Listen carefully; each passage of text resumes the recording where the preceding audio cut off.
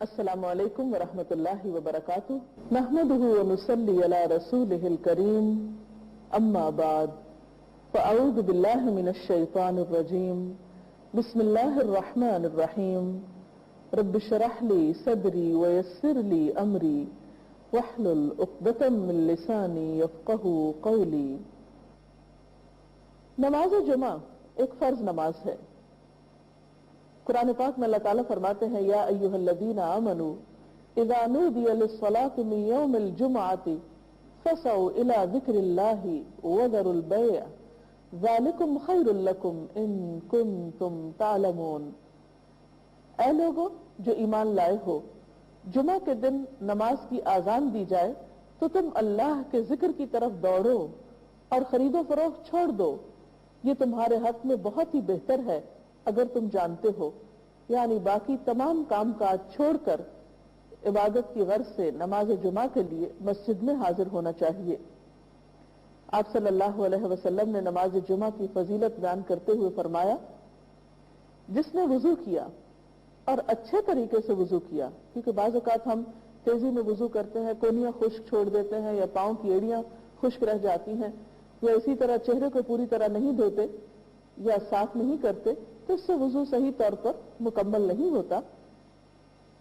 تو آپ صلی اللہ علیہ وسلم نے اچھی طرح وضو کرنے کا حکم دیا، فرمایا کہ پھر وہ شخص جمعہ پڑھنے کے لیے آئے اور کان لگا کر خطبہ سنے اور خاموش رہے تو اس کے اس جمعے سے دوسرے جمعے کی درمیانی مدت اور مزید 3 دن کے گناہ معاف کر دیے جاتے ہیں۔ اس میں آپ دیکھ رہے ہیں کہ خاص طور پر خطبے کے وقت خاموشی کا ذکر ہے، کیونکہ اس وقت توجہ کے ساتھ بات سننا نہایت ضروری ہے۔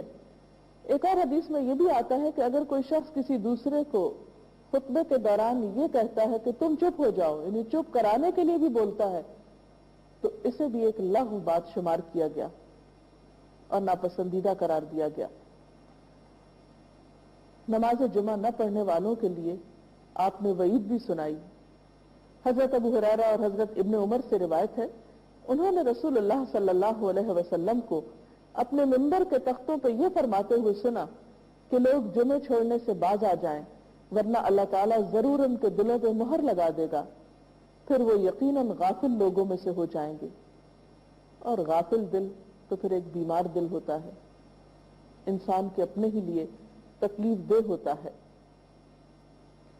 حضرت ابن مسعود سے روایت ہے کہ نبی صلی اللہ علیہ وسلم نے ان لوگوں کے بارے میں فرمایا جو جمعے سے پیچھے رہتے ہیں کہ میں نے ارادہ کیا کہ کسی شخص کو حکم دوں جو لوگوں کو نماز پڑھائے اور میں جا کر آگ لگا دوں ان لوگوں کے گھروں کو جو جمعے سے پیچھے رہتے ہیں، یعنی اپنے گھروں میں ہی رہتے ہیں اور نماز کے لیے مسجد نہیں آتے۔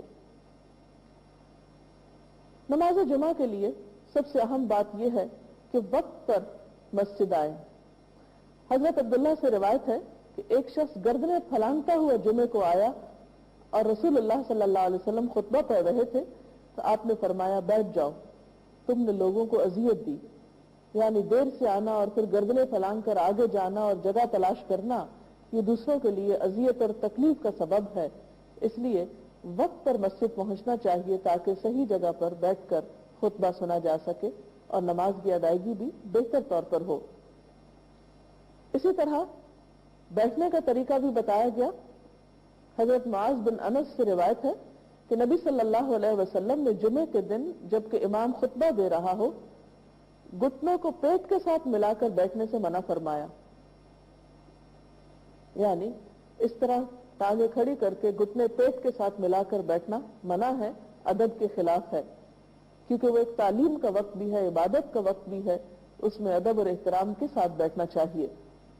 پھر اسی طرح مناسب جگہ بیٹھنا چاہیے۔ حضرت ابن عمر کہتے ہیں کہ نبی صلی اللہ علیہ وسلم نے منع فرمایا ہے کہ کوئی شخص ایسا کرے کہ اپنے بھائی کو اس کی جگہ سے اٹھا دے اور خود اس کی جگہ بیٹھ جائے۔ کہا گیا کہ صرف جمعہ میں؟ فرمایا جمعہ اور اس کے علاوہ اور موقعوں پر بھی۔ یعنی کوئی شخص یہ نہیں کر سکتا کہ جمعہ کے دن خود تو دیر سے آیا پھر آ کر کسی اور کو اٹھا کر اس کی جگہ پر بیٹھے، اور ویسے بھی یہ ایک بد اخلاقی کی حرکت ہے۔ جمعہ کے علاوہ دوسرے موقعوں پر بھی اس کا لحاظ رکھنا چاہیے۔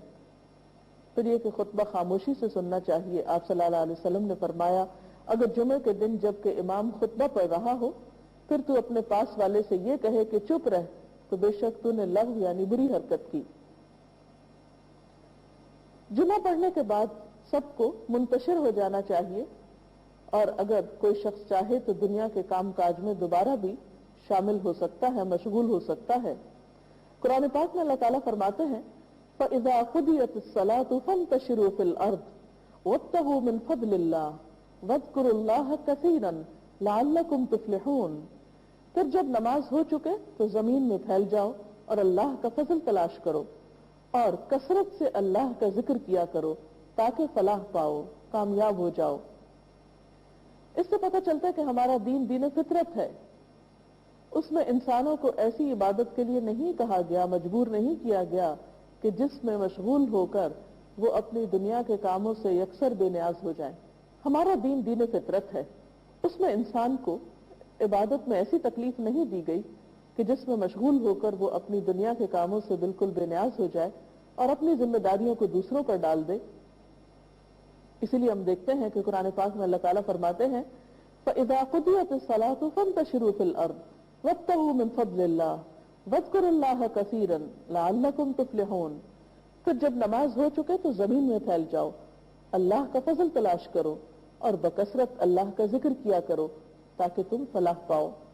تو اس سے یہ بات پتہ چلتی ہے کہ ایک فریضہ ادا کرنے کے بعد انسان کو دوسرے فرض کی ادائیگی کے لیے نکل جانا چاہیے، یعنی رزق حلال کے لیے کوشش، محنت، کیونکہ وہ بھی ایک فریضے کے بعد دوسرا فریضہ ہے۔ لیکن دنیا کا کام کاج کرتے ہوئے بھی انسان کو اللہ کو بالکل بھلا نہیں دینا چاہیے۔ اس کے لیے کیا نسخہ بتایا گیا کہ وَاذْكُرُوا اللَّهَ كَثِيرًا، اللہ کا ذکر کثرت سے کرو۔ یعنی انسان اپنے کام کاج میں بھی جب خاموش لمحات آئیں تو سبحان اللہ، الحمدللہ، اللہ اکبر، کوئی بھی تسبیح اپنی زبان سے کر سکتا ہے۔ اس کے لیے کوئی باوضو ہونا یا قبلہ کی طرف منہ کرنا یا جائے نماز پہ بیٹھنا شرط نہیں۔ خواہ آپ چل پھر رہے ہوں، جوتے بھی پہنے ہوں، آپ اپنے دنیا کے کام میں مصروف ہوں لیکن خاموش ہوں تو ساتھ ساتھ ذکر کر سکتے ہیں۔ مثلاً آپ کسی فیکٹری میں کام کرتے ہیں، کسی ایسی جگہ پر کام کرتے ہیں کہ جہاں آپ کسی کے ساتھ کوئی بات چیت نہیں کرتے اور مسلسل خاموش کھڑے ہیں، تو خاموش رہنے کی بجائے ساتھ ساتھ اگر آپ ذکر کرتے رہیں تو وہ آپ کے لیے درجات میں اضافے اور اللہ کے قرب کا ذریعہ بنے گا۔ پھر اسی طرح جمعے کی رات کے بارے میں فرمایا، حضرت ابو ہریرہ سے روایت ہے کہ آپ نے فرمایا تم جمعے کی رات کو دوسری راتوں کے درمیان سے قیام وغیرہ کے لیے خاص نہ کرو، اور نہ جمعے کے دن کو دوسرے دنوں کے درمیان سے روزے کے لیے خاص کرو، مگر یہ کہ جمعہ اس مدت میں آ جائے جس میں تمہارا کوئی آدمی روزے رکھتا ہو۔ تو اس سے پتہ چلتا ہے کہ جمعے کے دن کی خاص عبادت تو نماز جمعہ کی ادائیگی ہے، پھر کچھ اذکار وغیرہ ہیں، لیکن صرف جمعے کے دن کو روزے کے لیے خاص کرنا یا رات کو عبادت کے لیے خاص کرنا، ایسا حکم نہیں دیا گیا، اس لیے اس سے پرہیز کرنا چاہیے۔ ہاں اگر ایک شخص کی ایک روٹین ہے ایسی کسی عبادت کی جو دوسرے دنوں میں بھی وہ کرتا ہے اور بیچ میں جمعے کا دن بھی آ جاتا ہے تو کوئی حرج نہیں۔ اچھا، سوال یہ پیدا ہوتا ہے کہ اس چیز سے کیوں منع کیا گیا ہے یا اس تکلیف سے کیوں بچایا گیا ہے؟ تو بات یہ ہے کہ کسی بھی چیز کی پابندی یا کسی بھی چیز کے لیے کسی خاص دن یا وقت کا مقرر کرنا بسا اوقات دوسروں پر بوجھ بھی بن جاتا ہے، مشکل بھی ہوتا ہے، تو اس لیے اس میں سہولت رکھی گئی اور مخصوص دنوں تک ہی عبادت کو پھر محدود نہ کر لیا جائے، ہفتے کے باقی دنوں میں بھی عبادت کی جائے۔ بخاری اور مسلم کی ایک اور حدیث میں تنہا جمعہ کے دن روزہ رکھنے سے منع کیا گیا، سوائے اس کے کہ ساتھ اس کے ایک دن پہلے یا بعد کا روزہ بھی ملا لیا جائے تو پھر حرج نہیں ہے۔ تو ناظرین، یہ تھی چند باتیں جمعے کے حوالے سے۔ اللہ کرے کہ رمضان المبارک میں آپ سب کے جمعے بہت اچھی طرح گزرے۔ ناظرین، اس میں جو کچھ بتایا گیا اس میں زیادہ تر باتیں مردوں سے متعلق ہے، لیکن خواتین بھی گھر پر نہا دھو کر نماز کے علاوہ قرآن پاک کی تلاوت، خصوصاً سورۃ الکہف کی تلاوت اور دیگر ذکر اذکار کا خاص اہتمام کر سکتی ہیں، کیونکہ اس دن ایک ایسی خاص گھڑی ہے جس میں دعاؤں کی قبولیت ہوتی ہے اور انسان اللہ تعالیٰ کا قرب پا سکتا ہے، اس لیے اس موقع سے خوب فائدہ اٹھانا چاہیے۔ اس کے ساتھ ہی آج کے پروگرام کا وقت ختم ہوتا ہے، اب اجازت چاہتے ہیں، اللہ حافظ۔